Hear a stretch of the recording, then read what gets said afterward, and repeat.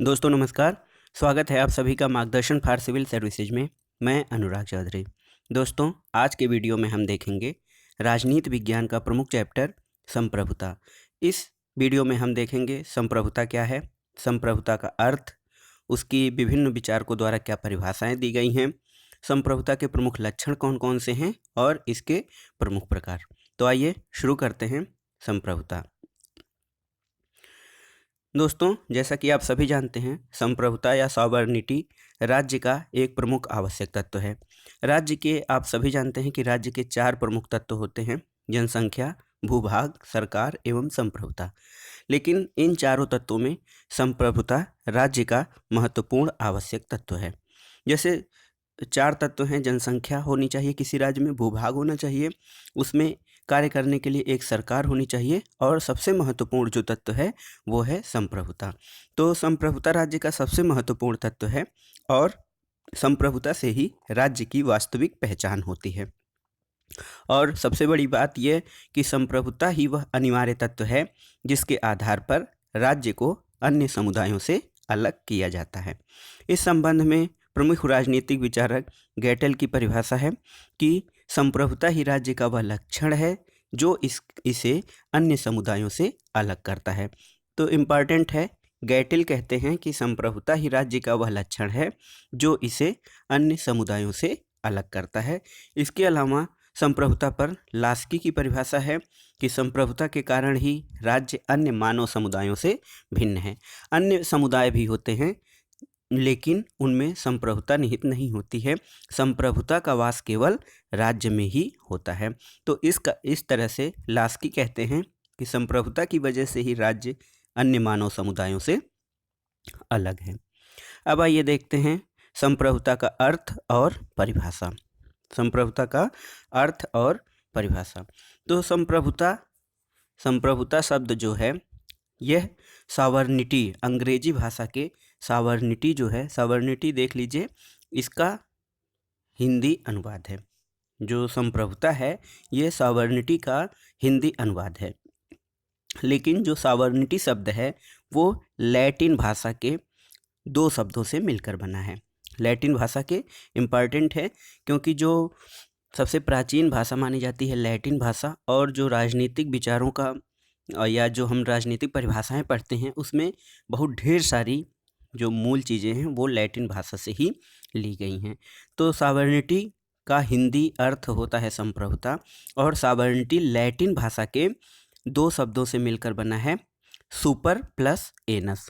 Super और anus, जिसमें super का अर्थ होता है सर्वोच्च और एनस का अर्थ होता है शक्ति। तो इस तरह से इन दोनों के आधार पर हम मान सकते हैं संप्रभुता का अर्थ सर्वोच्च शक्ति होता है। तो आप देख लीजिए, संप्रभुता अंग्रेजी भाषा के सॉवरेनिटी शब्द का हिंदी अनुवाद है, और जो सॉवरेनिटी है वो लैटिन भाषा के 2 शब्दों सुपर प्लस एनस से लिया गया है, जिसका अर्थ होता है सर्वोच्च शक्ति।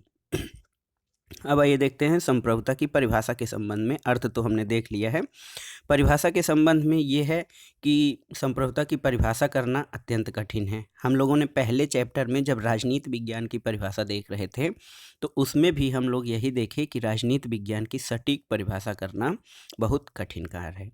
तो संप्रभुता की परिभाषा करना कठिन है, इस कारण ब्राइस कहते हैं कि संप्रभुता का प्रश्न राजनीति विज्ञान के सबसे अधिक विवादग्रस्त और उलझे हुए प्रश्नों में से एक है।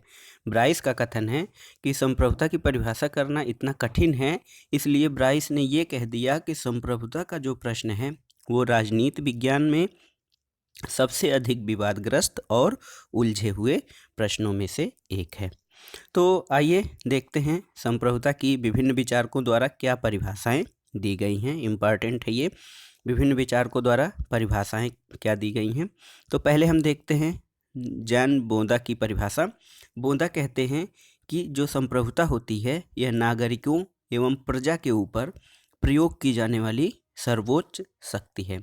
सर्वोच्च शक्ति अर्थात सुप्रीम पावर या सुपर पावर। तो बोंदा के अनुसार यह नागरिकों और प्रजा के ऊपर प्रयोग की जाने वाली सर्वोच्च शक्ति है जो कि कानून के नियंत्रण के अधीन नहीं होती है। बोधा संप्रभुता को ऐसी सर्वोच्च शक्ति मानते हैं जो कानून के नियंत्रण के अधीन नहीं होती है, अर्थात कानून के नियंत्रण से मुक्त होती है। दूसरी परिभाषा है ग्रोसियस की। ग्रोसियस कहते हैं कि यह सर्वोच्च राजनीतिक शक्ति है जो उस व्यक्ति में निहित होती है जिसके कार्य दूसरे के अधीन नहीं होते और जिसकी इच्छा का विरोध नहीं हो सकता है।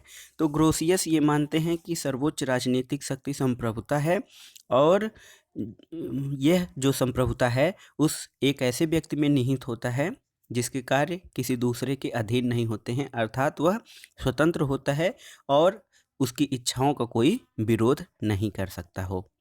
इसके अलावा एक महत्वपूर्ण परिभाषा बर्जेस ने दिया है। बर्जेस कहते हैं कि यह राज्य की वह शक्ति है जो व्यक्तियों तथा समुदायों पर मौलिक, निरंकुश तथा असीमित शक्ति है। बर्जेस की परिभाषा है राज्य के व्यक्तियों तथा समुदायों पर मौलिक, निरंकुश तथा असीमित शक्ति है। इसी प्रकार से एक छोटी सी सटीक परिभाषा बिलोबी ने दिया है। बिलोबी कहते हैं कि संप्रभुता राज्य की सर्वोच्च इच्छा है। इसके अलावा कुछ अन्य विद्वानों द्वारा भी संप्रभुता की परिभाषा दी गई है, जैसे आप लोग कहीं नोट कर लीजिएगा, ब्लैकस्टोन या ब्लैकस्टन कहते हैं कि राज्य जो है वो सत्ता सर्वोच्च, अनियंत्रित, परम तथा असीमित शक्ति है जिसमें कानून बनाने की सर्वोच्च शक्ति निहित है। और इसी प्रकार से क्रेनबर्ग कहते हैं कि संप्रभुता राज्य का वह गुण है जिसके द्वारा वह बिना शर्त अपनी इच्छा दूसरों पर लागू करता है। तो ये सब भी परिभाषाएं सटीक हैं। आइए अब देखते हैं संप्रभुता के प्रकार। संप्रभुता शब्द का जब हम प्रयोग करते हैं, संप्रभुता शब्द का प्रयोग करते समय हम उसमें आंतरिक संप्रभुता तथा बाह्य संप्रभुता को सम्मिलित रूप से संप्रभुता के अंतर्गत मानते हैं। अर्थात जब हम संप्रभुता शब्द का ऐसे प्रयोग करते हैं, सॉवर्निटी या संप्रभुता, तो उसमें हम आंतरिक और बाह्य संप्रभुता दोनों को सम्मिलित मानते हैं। लेकिन अब आइए देखते हैं इसमें भी कुछ अंतर है आंतरिक संप्रभुता और बाह्य संप्रभुता में। तो आंतरिक संप्रभुता के बारे में आइए जान लेते हैं क्या है। आंतरिक संप्रभुता राज्य की सर्वोच्च शक्ति है जिसके आज्ञा का पालन राज्य की सीमा क्षेत्र के अंतर्गत प्रत्येक व्यक्ति को करना पड़ता है। आंतरिक संप्रभुता से अभिप्राय राज्य के उस असीमित शक्ति से है जिसके आज्ञा का पालन राज्य के सीमा क्षेत्र के अंतर्गत सभी को करना पड़ता है। जैसे हम मानते हैं कि राज्य को कानून बनाने का अधिकार है और उसके उल्लंघन करने वाले को दंड देने का अधिकार भी है। इसीलिए गार्नर कहते हैं कि संप्रभुता जो है वो राज्य के संपूर्ण क्षेत्र में विस्तृत होती है और राज्य के अंतर्गत सभी व्यक्ति और समुदाय उसके अधीन होते हैं। तो आंतरिक संप्रभुता पे गार्नर की जो परिभाषा है वो बस बहुत सटीक है कि संप्रभुता राज्य के संपूर्ण क्षेत्र में विस्तृत होती है और राज्य के अंतर्गत सभी व्यक्ति और समुदाय उसके अधीन होते हैं। दूसरा है बाह्य संप्रभुता। तो बाह्य संप्रभुता जो होती है वो राज्य की स्वतंत्रता से अभिप्राय होता है। बाह्य संप्रभुता, जैसे आंतरिक संप्रभुता राज्य की सीमा क्षेत्र में निवास करने वाले व्यक्तियों को राज्य की आज्ञा का पालन करना जरूरी होता है, उसी प्रकार से जो बाह्य संप्रभुता होती है इसका अभिप्राय राज्य की स्वतंत्रता से है। राज्य की सीमा के बाहर किसी दूसरे की सत्ता से मुक्त होना चाहिए, अर्थात राज्य की स्वतंत्रता होनी चाहिए और इसके अलावा राज्य किसी दूसरी शक्ति के इच्छा के अधीन न हो तथा दूसरे सत्ता के आदेशों का पालन करने के लिए बाध्य न हो, उसे राज्य की बाह्य संप्रभुता कहते हैं। तो अभी तक हमने देखा संप्रभुता क्या है, इसकी विभिन्न विद्वानों द्वारा क्या परिभाषाएं दी गई हैं, आंतरिक और बाह्य संप्रभुता क्या है। तो अब आइए देखते हैं संप्रभुता के लक्षण क्या क्या हैं। तो जो हमने परिभाषाएं देखी हैं इनके आधार पर संप्रभुता के कुछ महत्वपूर्ण लक्षणों के बारे में आइए देख लेते हैं। तो देखते हैं संप्रभुता का पहला महत्वपूर्ण लक्षण मौलिकता। आप कहीं नोट भी कर सकते हैं, मौलिकता संप्रभुता का जो एक महत्वपूर्ण लक्षण है मौलिकता। तो ये माना जाता है कि राज्य की संप्रभुता जो है वो मौलिक होती है। यह संप्रभुता या शक्ति किसी दूसरे के द्वारा प्रदान की गई नहीं होती है। मौलिकता के अंतर्गत हम देखेंगे कि जो राज्य की संप्रभुता है वो मौलिक होती है और यह शक्ति किसी दूसरे के द्वारा प्रदान की गई शक्ति नहीं होती है, क्योंकि जो शक्ति प्रदान करेगा वही अधिक शक्तिमान होता है। इसलिए संप्रभुता से अधिक शक्ति और किसी में नहीं होती है। तो हमने देख लिया संप्रभुता के लक्षणों में पहला जो प्रमुख लक्षण है वो मौलिकता है। दूसरे पे आते हैं। दूसरा जो प्रमुख लक्षण है वो निरंकुशता है। संप्रभुता को हम मानते हैं कि ये सर्वोच्च शक्ति होती है और इस शक्ति पे किसी का नियंत्रण या अंकुश नहीं होता है। इसलिए संप्रभुता का जो दूसरा लक्षण है वो निरंकुशता है। राज्य की सीमा के भीतर संप्रभुता से बड़ी कोई अन्य शक्ति नहीं होती है और सभी लोग इसकी आज्ञा का पालन करने के लिए बाध्य होते हैं। तीसरा जो संप्रभुता का महत्वपूर्ण लक्षण है वो है सार्वभौमिकता। संप्रभुता जो है वो सार्वभौमिक शक्ति है। राज्य के अंतर्गत कोई भी व्यक्ति या समूह संप्रभुता की सीमा से बाहर नहीं होता है। संप्रभुता सर्वोच्च शक्ति है या सार्वभौम शक्ति है। राज्य के अंतर्गत कोई भी व्यक्ति संप्रभुता की सीमा से बाहर नहीं होता है और कोई भी राज्य की प्रभुसत्ता से बच नहीं सकता है। ऐसा नहीं है कि आप राज्य के अंतर्गत आते हों और राज्य की संप्रभुता को न माने। तो इसलिए इस दृष्टि से भी यह सार्वभौमिक है कि आप राज्य की सीमा के अंतर्गत रहते हुए राज्य की प्रभुसत्ता से बच नहीं सकते हैं।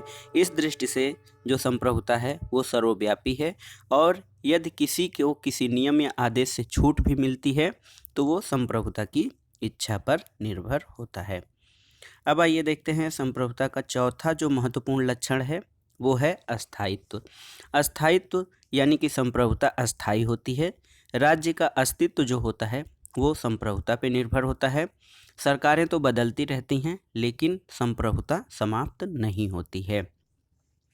इस पे गार्नर कहते हैं कि संप्रभुता मृत्यु अथवा वाहक के अस्थायी रूप से शक्ति से वंचित होने से राज्य के पुनर्निर्माण से भी समाप्त नहीं होती है। इस दृष्टि से संप्रभुता अस्थायी होती है। संप्रभुता का जो पांचवा प्रमुख लक्षण है वो है अपृथक्करणीयता। अपृथक्करणीयता मतलब अलग न किया जा सकना। अपृथक्करणीयता से अभिप्राय है कि संप्रभुता को संप्रभु से अलग नहीं किया जा सकता है। इस दृष्टि से गार्नर कहते हैं कि संप्रभुता राज्य का व्यक्तित्व और उसकी आत्मा है। तो अपृथक्करणीयता के संबंध में गार्नर का कथन है कि संप्रभुता राज्य का व्यक्तित्व तथा आत्मा है, क्योंकि संप्रभुता को संप्रभु से अलग नहीं किया जा सकता है। जिस प्रकार मनुष्य का व्यक्तित्व किसी दूसरे को नहीं दिया जा सकता है, उसी प्रकार संप्रभुता भी किसी को नहीं दी जा सकती अथवा संप्रभु से अलग नहीं की जा सकती है। अब आइए देखते हैं संप्रभुता का छठवां प्रमुख लक्षण क्या है। छठवां प्रमुख लक्षण है अविभाज्यता, यानी कि बांटा न जा सकना। संप्रभुता अविभाज्य है, इसको विभाजित नहीं किया जा सकता है। संप्रभुता जो है पूर्ण होती है तथा अगर जो हम संप्रभुता को विभाजित करते हैं तो इसका अर्थ है कि कई संप्रभुताओं को उत्पन्न करना, जो कि संप्रभुता की दृष्टि से गलत है। तो गैटिल कहते हैं कि संप्रभुता एक पूर्ण वस्तु है। ये गैटिल का कथन है कि संप्रभुता एक पूर्ण वस्तु है, इसको बांटना, इसको नष्ट करना है। तो इस दृष्टि से हम कह सकते हैं कि संप्रभुता को बांटा नहीं जा सकता है। एक विचारक है काल्हन ने इसको अन्य ढंग से व्यक्त किया है कि संप्रभुता एक पूर्ण वस्तु है, इसको बांटना, इसको नष्ट करना है। जिस प्रकार से हम एक आधे वर्ग या आधे त्रिभुज की कल्पना नहीं कर सकते हैं, उसी प्रकार से हम संप्रभुता को विभाजित नहीं कर सकते हैं। संप्रभुता का सातवां प्रमुख लक्षण है अनन्यता। अनन्यता का अर्थ है कि एक इसके जैसा दूसरा कोई न हो सकना, अर्थात एक राज्य में केवल एक ही संप्रभुता हो सकती है और एक राज्य में एक से अधिक संप्रभुता को मान लेने का अर्थ यह होता है कि राज्य में कई प्रभुता संपन्न राज्य हैं। यह गलत है और राज्य के भीतर राज्य की धारणा सैद्धांतिक रूप से गलत होती है। तो दोस्तों ये 7 लक्षण थे संप्रभुता के, जिसको हमने डिफाइन कर दिया है। संप्रभुता के 7 लक्षण कौन कौन से हैं? मौलिकता, निरंकुशता, सार्वभौमिकता है और अस्थायित्व है, अपृथक्करणीयता, अविभाज्यता और अनन्यता। अब आइए देखते हैं संप्रभुता के प्रमुख प्रकार कौन कौन से हैं। तो संप्रभुता को कई ढंग से, कई स्वरूपों में आप विभाजित कर सकते हैं, इसके प्रकार की बात कर सकते हैं। जैसे पहला है नाम मात्र की संप्रभुता और वास्तविक संप्रभुता।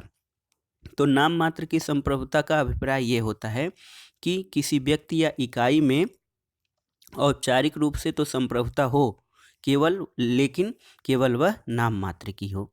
वास्तव में वह व्यक्ति उस संप्रभुता को अपनी इच्छा से प्रयोग में नहीं ला सकता है। जैसे कि ब्रिटेन में राजा केवल नाम मात्र का शासक है और वहाँ पे सत्ता वास्तव में संसद के हाथ में होती है। तो नाम मात्र की संप्रभुता ये है कि उस व्यक्ति में संप्रभुता तो होती है, लेकिन वह अपनी इच्छा से उसको प्रयोग में नहीं ला सकता है। उदाहरण के लिए ब्रिटेन का राजा केवल नाम मात्र का संप्रभु है। और दूसरा है वास्तविक संप्रभुता। तो वास्तविक संप्रभुता वह होती है जो केवल नाम मात्र की न हो, बल्कि संप्रभु वास्तव में उसका प्रयोग कर सकता हो। जैसे ब्रिटेन में संसद ब्रिटेन में संप्रभु है और वह अपनी शक्तियों का वास्तविक प्रयोग भी करती है। तो संप्रभुता के प्रकार में हमने देखा नाम मात्र की संप्रभुता और वास्तविक संप्रभुता। अब दूसरा देखते हैं। दूसरा जो वर्गीकरण किया गया है वो है कानूनी संप्रभुता और राजनीतिक संप्रभुता। तो कानूनी संप्रभुता देख लेते हैं। राज्य में जो कानून बनाने तथा उसे लागू करने की शक्ति निहित होती है उसे कानूनी संप्रभुता कहते हैं। तो राज्य में जिसे कानून बनाने तथा उसे लागू करने की शक्ति हो उसको कानूनी संप्रभुता कहते हैं। और राजनीतिक संप्रभुता ये है कि जैसे आजकल प्रतिनिधि लोकतंत्र होता है तो इसमें कानून बनाने का अधिकार संसद और शासन को तो होता है, लेकिन राजनीतिक संप्रभुता वास्तव में देखा जाए तो जनता के हाथ में होती है और जो अपने प्रतिनिधि चुनकर शासन के लिए भेजती है। तो हमने देखा कानूनी संप्रभुता और राजनीतिक संप्रभुता। इसके अलावा एक अन्य जो प्रकार हम देख सकते हैं वो है वैध संप्रभुता और यथार्थ संप्रभुता। तो आइए देख लेते हैं वैध संप्रभुता क्या है। तो वैध संप्रभुता वो है कि संविधान के द्वारा जिस व्यक्ति या समुदाय को शासन करने की शक्ति दी जाती है वह वैध संप्रभुता होता है। वैध संप्रभुता मतलब संविधान के द्वारा जिस व्यक्ति या समुदाय को शासन करने की शक्ति दी जाती है। यथार्थ संप्रभुता क्या है। तो यथार्थ संप्रभुता ये है कि कभी कभी संविधान द्वारा शासन करने की शक्ति तो किसी व्यक्ति या समूह को दे दी जाती है, लेकिन वास्तव में वह शक्ति का प्रयोग किसी दूसरे के हाथ में आ जाती है जो अपनी इच्छा के अनुसार वैध संप्रभुता को संचालित करता है। यही यथार्थ संप्रभुता है। तो वैध संप्रभुता और यथार्थ संप्रभुता को आपने समझ लिया कि संविधान के द्वारा जिस व्यक्ति को शासन करने की शक्ति दी जाती है वो वैध संप्रभुता होती है, लेकिन यथार्थ संप्रभुता वो है कि जिसमें शासन करने की शक्ति किसी व्यक्ति या समूह को संविधान द्वारा दी गई होती है, लेकिन वास्तव में वह शक्ति का प्रयोग किसी दूसरे के हाथ में आ जाती है। अब देखते हैं जन संप्रभुता या लोक संप्रभुता या पॉपुलर सॉवरेनिटी। जब शासन व्यवस्था में राज्य तंत्र न होकर लोकतंत्र हो और सत्ता जनता के हाथ में निहित होती है तो उसे जन संप्रभुता कहते हैं। राजतंत्र में शासन राजा के हाथ में होता है और जनतंत्र या लोकतंत्र में शासन सत्ता जो है जनता के हाथ में निहित होती है। इसी को जन संप्रभुता, पॉपुलर सॉवरेनिटी या पब्लिक सॉवरेनिटी कहते हैं। रूसो ने इस बात पे बल दिया था कि राज्य की सत्ता या प्रभुता जनता में होती है और जो अपनी इच्छा से अपने प्रतिनिधियों को शक्ति प्रदान करती है। इसी तरह से ब्राइस भी कहते हैं कि लोकप्रिय संप्रभुता जो है वो लोकतंत्र का आधार और प्रतीक है। तो दोस्तों ये वीडियो अब यहीं पे समाप्त होता है। इसमें हमने देखा संप्रभुता क्या है, इसका अर्थ क्या है, विभिन्न विचारकों द्वारा इसकी परिभाषाएं क्या दी गई हैं, आंतरिक और बाह्य संप्रभुता क्या है, संप्रभुता के प्रमुख लक्षण कौन कौन से हैं और संप्रभुता का वर्गीकरण या उसके प्रकारों के संबंध में। इसका PDF आप डाउनलोड कर सकते हैं।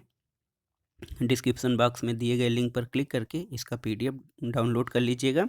आगे हम देखेंगे संप्रभुता से एक संबंधित एक महत्वपूर्ण टॉपिक आता है ऑस्टिन का संप्रभुता सिद्धांत। और इसके अलावा आप कौन सी वीडियो राजनीति विज्ञान पे आधारित कौन सी वीडियो चाहते हैं उसके लिए हमें कमेंट बॉक्स में ज़रूर बताइएगा। वीडियो देखने के लिए धन्यवाद। नमस्कार।